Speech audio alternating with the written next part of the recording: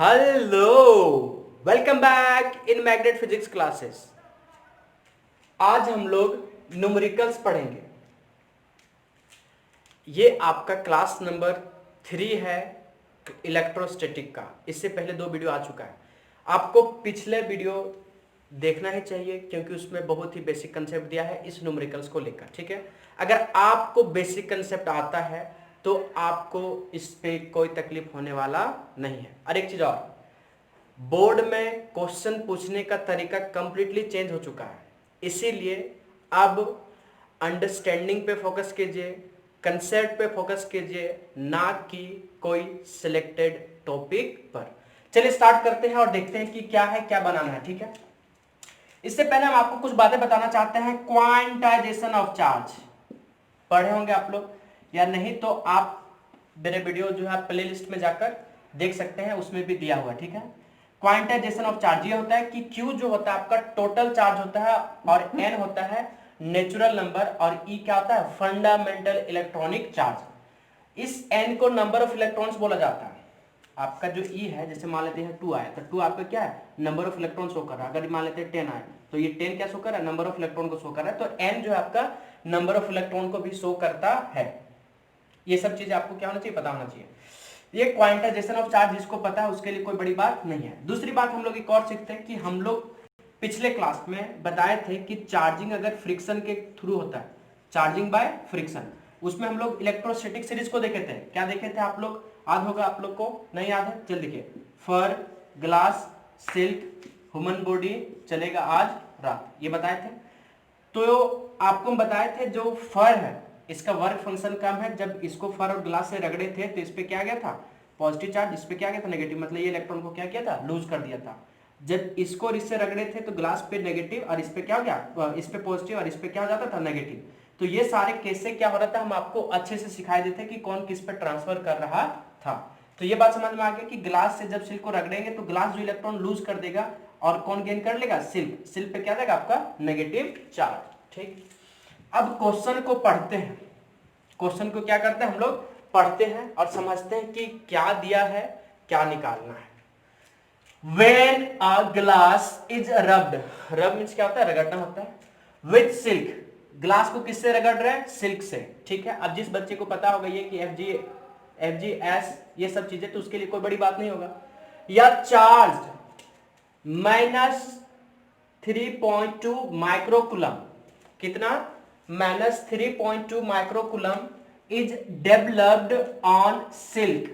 अच्छा, यहां माइनस क्यों डेवलप कर रहा है, क्योंकि ग्लास और किसको, ग्लास, और अगर हम लोग सिल्क को रगड़ेंगे तो आपका जो ग्लास है वो इलेक्ट्रॉन को क्या करेगा, लूज करेगा, और ये क्या करेगा गेन, जो लूज करेगा उस पे पॉजिटिव, जो गेन करेगा आप पे उस पे नेगेटिव। ठीक है, फाइंड, निकालिए क्या चीज, number of electrons transferred from glass to silk.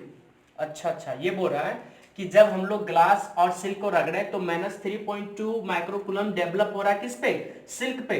तो जो इस पे डेवलप हो रहा था, हम आपको उस दिन भी बताए थे कि जब भी चार्ज आपका डेवलप बोले, पॉजिटिव बोले, नेगेटिव बोले, तो सिर्फ इलेक्ट्रॉन का ट्रांसफर है। तो कितना इलेक्ट्रॉन से ट्रांसफर हुआ, कहां से, ग्लास से सिल्क। सबसे पहले क्वेश्चन ही समझना चाहिए। अगर क्वेश्चन समझते तो आप किसी न किसी तरह से आप उसको आप अंतिम रिजल्ट तक पहुंच सकते हैं। तो ग्लास से क्या आपका सिल्क, तो ये बोला कि नंबर ऑफ इलेक्ट्रॉन ट्रांसफर, इस पे पॉजिटिव चार्ज क्यों आया होगा, क्योंकि इलेक्ट्रॉन को क्या किया, लूज किया। ये नेगेटिव चार्ज क्यों इस पे आया होगा, क्योंकि ये इलेक्ट्रॉन को गेन किया होगा। तो जब भी हम लोग चार्ज के बारे में बात करते हैं तो हम लोग बात करते हैं सीधा सीधे इलेक्ट्रॉन का लॉस और गेन का। ठीक है, चल ये बात समझ में आ गया। तो ये यही क्वेश्चन पूछ रहा है कि जब उससे -3 पॉइंट, इस पे कितना डेवलप हो रहा है, माइनस ये 3.2 इस पे प्लस हो गया होगा, इस पे क्या हो गया होगा माइनस, क्यों, क्योंकि इससे जितना लूज करेगा उतना ही ये क्या करेगा, गेन करेगा। तो ये बात याद रखिएगा कि अगर इस पे -3.2 है तो इस पे कितना डेवलप करेगा, +3 पॉइंट। तो ये जो इतना चार्ज डेवलप किया है ये क्या आपका क्यू कितना डेवलप किया है, यहाँ लिख सकते हैं गिवन में क्यू कितना हो गया बताइए, -3.2 माइक्रोकुलम। ठीक, माइक्रो मीन्स क्या होता है माइनस, तो -6 ये हो गया। ठीक है, तो हमको पूछा कि number of electrons transfer from glass to silk, तो ये ग्लास से सिल्क और कितना नंबर ऑफ इलेक्ट्रॉन ट्रांसफर हुआ। दूसरा क्या कि what amount of mass transfer from glass to silk, तो अगर नंबर ऑफ इलेक्ट्रॉन पता चल जाएगा तो हमको मास का पता चल जाएगा, ठीक है। तो अगर नंबर ऑफ इलेक्ट्रॉन हमें क्या हो गया, पता चल गया, तो हम लोग क्या करेंगे, ये हम चाहते हैं कि आपको समझा दिए, आप क्वेश्चन वीडियो को पॉज कीजिए, खुद से बनाइए, एक बार प्रयास कीजिए, हम बनाते हैं। चलिए ठीक है, आपको होप कि जिसको बनाना है स्टार्ट कर सकते हैं, हम बनाना शुरू करते हैं। देखिए सबसे पहले यहाँ क्या था, आपका ग्लास था, ठीक है। यहाँ क्या था, आपका सिल्क था। तो ये बोला कि इस पे क्यू पे -3.2 माइक्रोकूलम डेवलप हो रहा है, तो इस पे कितना डेवलप हो गया होगा, +3, क्योंकि इक्वली होगा, ठीक है, ठीक। तो क्यू मेरा इतना है। तो आपको जो है पूछा गया कि नंबर ऑफ इलेक्ट्रॉन्स मतलब n निकालना है, तो हम लोग जानते हैं क्वांटाइजेशन ऑफ चार्ज, क्या जानते हैं हम लोग, क्वांटाइजेशन ऑफ चार्ज क्या होता है बताइए। Q इक्वल टू होता है प्लस माइनस NE, तो प्लस माइनस के आगे तो इसमें कैलकुलेशन में हम लोग इसको लेने की जरूरत नहीं है। आपको पता होगा कि 1E जो होता है कितना होता है, 1.6 इंटू 10⁻⁻90 कूलम। तो Q कितना बताइए, इतना दिया है Q, इसको क्या लिख सकते हैं हम लोग, 3.2 इंटू 10⁻⁻6 कूलम, ठीक। तो Q कितना दिया आपका, ये दिया है। N आपको निकालना है, ये आपको हमेशा पता ही रहता है। तो देखिए इसको अच्छा से लिखना चाहें, क्या लिख सकते हैं, NE इक्वल टू Q, इसको पलट दिए, इसको क्या किया, हमको N निकालना है, तो N निकालना क्या जाएगा, Q/E। बताइए Q की वैल्यू कितना दिया है, 3.2 इंटू 10⁻⁻6 कूलम। E कितना बताइए, 1.6 इंटू 10⁻⁻90 कूलम।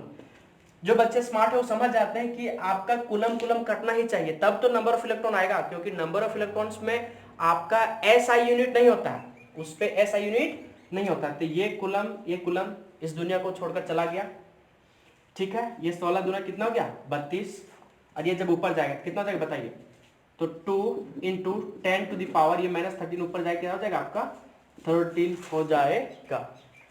तो अब आपको समझ में आ गया होगा कि नंबर जो इलेक्ट्रॉन आया कितना आया, 2 इंटू 10⁻13 आ गया। तो कितना नंबर ऑफ इलेक्ट्रॉन्स ट्रांसफर हुआ इतना। तो अगर चार्ज -3.2 डेवलप होगा तो कितने इलेक्ट्रॉन ट्रांसफर होगा, इतना। अब दूसरा नंबर में क्वेश्चन, ये आपका पहला है कि what amount of mass transfer from glass to silk, electron transfer हुआ। तो अब आप ये थोड़ा सा समझेंगे कि प्रत्येक जो इलेक्ट्रॉन का मास कितना होता है, वो होता है 9.1 इंटू 10⁻31 kg, ठीक। ये ग्लास है, ये आपका क्या है, सिल्क है। ग्लास से सिल्क ट्रांसफर हो रहा है, तो अगर एक इलेक्ट्रॉन ट्रांसफर होता है, कितना मास ट्रांसफर होता है आपका, चूंकि इलेक्ट्रॉन ट्रांसफर हो रहा है ना, तो इलेक्ट्रॉन ट्रांसफर हो रहा है, इसका मतलब क्या हो रहा है, मास ट्रांसफर हो रहा है। तो मास, एक इलेक्ट्रॉन का कितना मास है, इतना मास है।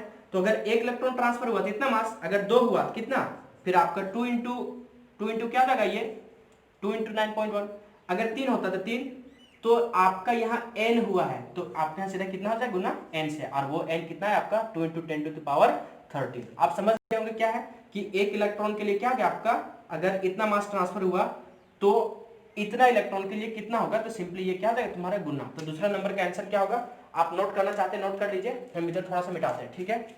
नोट कर लिए, चलिए मिटाते हैं इधर थोड़ा सा।